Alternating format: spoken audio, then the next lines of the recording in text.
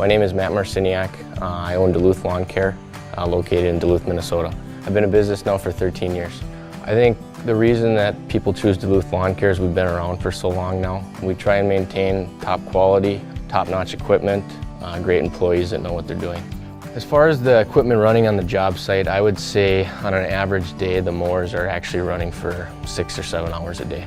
As far as our two-stroke equipment, they actually run more than our mowers. If I had to average out a typical season, we're putting 550 to 600 hours on our two-stroke stuff.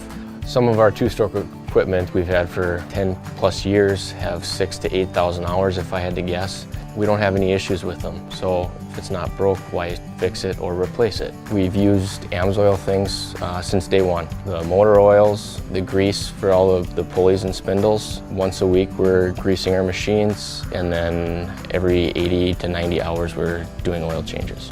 The products that we're using for our two-stroke equipment is the Amsoil Sabre oil. We're mixing the oil at 80 to 1.